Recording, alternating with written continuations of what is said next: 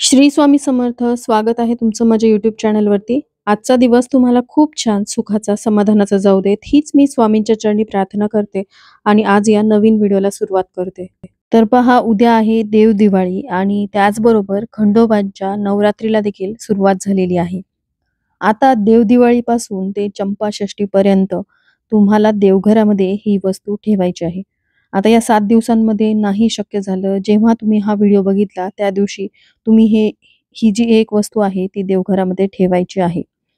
बघा, ही वस्तू देवघरामध्ये ठेवल्यामुळे तुमच्या आयुष्यात असलेल्या सर्व अडचणी, संकट दूर होतील आणि तुम्हाला सर्व कामामध्ये यश मिळायला लागेल. जसं की तुम्हाला सर्वांना माहिती आहे, की आपल्या हातून आपल्या कुलदेवीची आणि आपल्या कुलदेवतांची सेवा ही नित्य व्हायला हवी. आणि त्यांची सेवा जर आपल्या हातून नाही घडली तर अनेक अडचणींचा, समस्यांचा सामना आपल्याला करावा लागतो. कारण आपल्याला तारणारे हे आपल्या घराण्याचे कुलदेवी आणि कुलदैवत असतात. त्यामुळे त्यांची सेवा ही करावीच लागते. मग तुम्हाला रोज शक्य नसेल तर तुम्ही तुमच्या कुलदेवीच्या वाराप्रमाणे सेवा करू शकता. त्याचबरोबर अख्ख्या महाराष्ट्राचं जे कुलदैवत आहे ते खंडेराय यांची सेवा ही रविवारी केली जाते. तसं तर नित्यनेमाने आपल्या घरामध्ये त्यांचं नामस्मरण, मंत्र जप व्हायला हवा. पण काही विशिष्ट तिथींवरती तुम्ही सेवा केल्या त्या देखील देवांपर्यंत पोहोचतात. आणि असं म्हणतात की त्या विशिष्ट तिथींना ते दैवी तत्व सक्रिय झालेलं असतं. त्यामुळे ज्याही सेवा उपासना तुम्ही कराल त्याचे तुम्हाला लाभ होतात. आणि उद्या तर देवदिवाळी आहे. याच दिवशी भगवान शंकरांचा अवतार म्हणजे अवघ्या महाराष्ट्राचं कुलदैवत असलेले खंडोबा यांनी असुरांच्या तावडीतून सर्व देवी देवतांची सुटका केली होती आणि म्हणूनच उद्याच्या दिवशी देव दिवाळी साजरी केली जाते. उद्याचा दिवस तर महत्त्वाचा आहेच, त्याचबरोबर खंडोबांच्या नवरात्रीला देखील सुरुवात झालेली आहे. या दिवसांमध्ये तुम्हाला खंडोबांची सेवा करणं शक्य नसेल तर किमान चंपाषष्ठीच्या दिवशी तरी तुम्ही सेवा करायची आहे. तसं पाहायला गेलं तर आजपासूनच शुद्ध गाईच्या तुपाचा किंवा तेलाचा अखंड दिवा लावून देखील तुम्ही सेवेला सुरुवात करू शकता. असं नाही की तुम्हाला देवासमोर बसूनच राहायचंय. नामस्मरण जरी केलं तरी ही सेवा देवापर्यंत पोहोचत असते. आता ज्यांचं कुलदैवत खंडोबा आहे त्यांनी देखील आणि ज्यांचं नाही त्यांनी देखील ह्या सेवा करायच्या आहेत आणि देवघरामध्ये ही वस्तू ठेवायची. कारण खंडोबा सांगितल्याप्रमाणे हे भगवान शिवशंकरांचे अवतार आहेत. ते आपल्याला सर्व संकटातून, विघ्नातून तारण्याचं काम करतात. त्यामुळे ही सेवा आपल्याला करायचीच आहे. आणि बघा, जर शक्य असेल तर तुमच्या देव्हाऱ्यात असलेल्या खंडोबाच्या टाकावरती तुम्हाला अभिषेक करायचा आहे. पाण्याने करा, पंचामृताने करा. रोज करू शकता चंपाषष्ठीपर्यंत. रोज शक्य नाही तर चंपाषष्ठीच्या दिवशी करू शकता. तुमच्या देवघरामध्ये तुमच्या कुलदेवतेचा टाक नाही, म्हणजे सासरी आहे किंवा गावाकडे आहे, अशा वेळेस तुमच्या देव्हाऱ्यामध्ये जर महादेवाची पिंड असेल तर महादेवाच्या पिंडीवरती तुम्ही हा अभिषेक करायचा आहे. त्याचबरोबर ज्यांचे खंडोबा हे कुलदैवत आहेत त्यांच्या घरामध्ये तर या नवरात्रीमध्ये घट बसलेले असतील आणि खंडोबांची सेवा देखील सुरू असेल. पण एक अतिशय महत्त्वाची वस्तू या 7 दिवसांमध्ये जर तुम्ही देवघरामध्ये ठेवली ना, तर तुम्हाला नक्कीच त्याचे लाभ होतील. तुमच्या घरात जरी घटस्थापना झालेली असेल किंवा गावाकडे झालेली असेल किंवा घटस्थापना तुमच्याकडे केली जात नसेल, तरी देखील ही एक वस्तू ठेवल्याने देखील खंडोबांचे कृपाशीर्वाद तुम्हाला लाभतील. एवढी ही प्रभावी सेवा आहे. त्याचबरोबर बघा, चंपाषष्ठीपर्यंत आपल्याला कुलदेवीला देखील विसरायचं नाही. कुलदेवीची देखील आपल्याला सेवा उपासना करायची आहे. कारण आपल्या घराण्याचे कुलदैवत आणि कुलदेवी हे आपले आई-वडील असतात. त्यामुळे यांची सेवा या काळामध्ये आपण केली तर आपले सर्व काम मार्गी लागतात आणि आपल्याला त्यांचा आशीर्वाद लाभतो. तर यासाठी तुम्ही कुलदेवीच्या टाकावरती चंपाषष्ठीपर्यंत कधीही नित्य तुम्ही कुंकुमार्चन करू शकता किंवा तुम्ही नवार्णव मंत्राचं पठण करू शकता. एक माळ नवार्णव मंत्राचं पठण केलं तरी देखील ती सेवा देवीपर्यंत पोहोचते. आणि त्याचबरोबर ज्यांना शक्य आहे त्यांनी खंडोबांसाठी मल्हारी सप्तशतीचा पाठ करायचा आहे. बघा, आपल्या कुलदेवीसाठी आपण नवरात्रीमध्ये दुर्गा सप्तशतीचे पाठ करतो. ती देवीची अतिशय उच्च कोटीची सेवा आहे. त्याचप्रमाणे खंडोबांची मल्हारी सप्तशतीचे पाठ ही उच्च कोटीची सेवा आहे. त्यामुळे एक तरी पाठ या काळामध्ये करावा. चंपाषष्ठीपर्यंत कधीही तुम्हाला जेव्हा वेळ असेल त्या दिवशी तुम्ही हा पाठ करायचा आहे. हा पाठ पुरुषांनी करावा, पण पुरुषांना वेळ नसेल तर स्त्रियांनी हा पाठ केला तरीही चालेल. रोज तुम्ही 2-2 अध्याय वाचले तरी तुमचा चंपाषष्ठीपर्यंत पाठ पूर्ण होईल. किंवा तुम्ही चंपाषष्ठीच्या दिवशी हा व्हिडिओ बघितला तर त्या दिवशी तुम्ही संपूर्ण पाठ करू शकता आणि ही सेवा जी आहे ती तुम्ही आपले कुलदैवत खंडोबांच्या चरणी अर्पण करू शकता. आता ही जी वस्तू आपल्याला देवघरामध्ये ठेवायची आहे, त्याआधी तुम्हाला काय करायचंय, की सांगितल्याप्रमाणे तुमच्या देवघरात जर कुलदेवतेचा टाक असेल किंवा महादेवाची पिंड असेल, तर ती एका ताम्हणामध्ये घ्यायची. त्यावरती तुम्हाला अभिषेक करायचा आहे. अभिषेक करत असताना ओम नमः शिवाय या मंत्राचा जप करू शकता.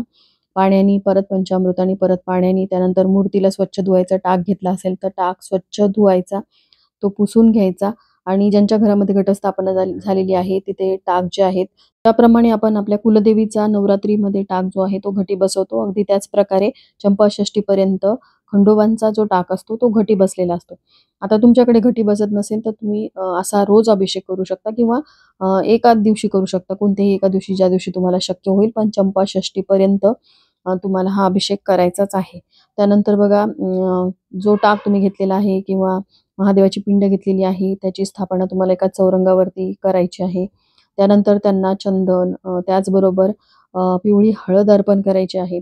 बघा हळद जी आहे ती खंडोबांना अतिशय प्रिय आहे. ती हळद तुम्हाला अर्पण करायची आहे. तुमच्या घरामध्ये रुद्रयंत्र असेल तर त्या रुद्रयंत्रावरती देखील तुम्हाला चिमूटभर हळद अर्पण करायची आणि सांगितल्याप्रमाणे खंडोबा जे आहेत ते अवघ्या महाराष्ट्राचे कुलदैवत आहेत आणि त्याचबरोबर ते महादेवांचे अवतार आहेत.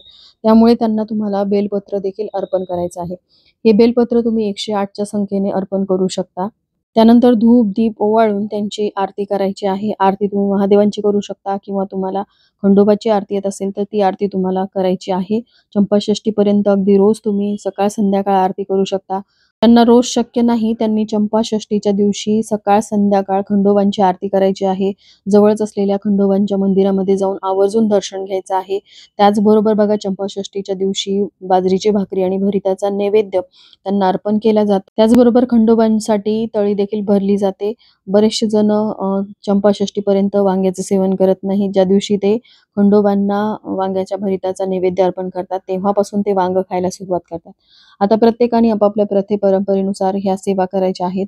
काहीही न करण्यापेक्षा काहीतरी सेवा आपल्याला आपल्या कुलदेवतेसाठी करायची आहे.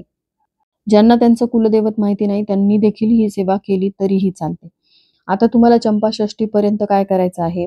आता जिथे तुम्ही ही पूजाविधी केलेली आहे त्या समोरच एक छोटीशी प्लेट घ्यायची आहे. या प्लेटवरती तुम्हाला खोबळं जे असतं, ज्याला नारळाच्या वाट्या आपण म्हणतो, त्या घ्यायच्या आहेत. सुक्या खोबऱ्याच्या ह्या वाट्या आपल्याला घ्यायच्या आहेत. त्यासाठी तुम्ही ह्या खोबऱ्याच्या वाट्या विकत आणायच्या आहेत किंवा तुमच्या घरामध्ये नारळ असेल तर ते फोडून त्याच्या वाट्या तुम्ही तयार करू शकता. पण ते कोणत्याही पूजेसाठी वापरलेलं नारळ तुम्हाला या उपायासाठी वापरायचं नाही. तर नवीन खोबऱ्याची अख्खी वाटी तुम्हाला अर्धी घ्यायची आहे. आता त्या वाटीमध्ये आपल्याला हळद भरायची आहे. सांगितल्याप्रमाणे खंडेरायांना हळद अतिशय प्रिय आहे. हळदीचे भंडारे जेजुरीमध्ये उधळले जातात, त्यामुळे हळदीला खूप महत्त्व आहे. तर त्या खोबऱ्याच्या वाटीमध्ये आपल्याला हळद भरायची आहे. त्यावरती ₹1चं नाणं ठेवायचं आहे.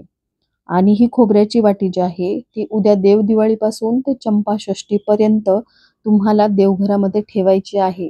आता तुम्ही हा व्हिडिओ थोडासा लेट बघितला. ज्या दिवशी तुम्ही बघितला त्या दिवशी तुमची इच्छा झाली त्या दिवशी देखील तुम्ही ठेवू शकता. शेवटच्या दिवशी देखील तुम्ही ठेवू शकता.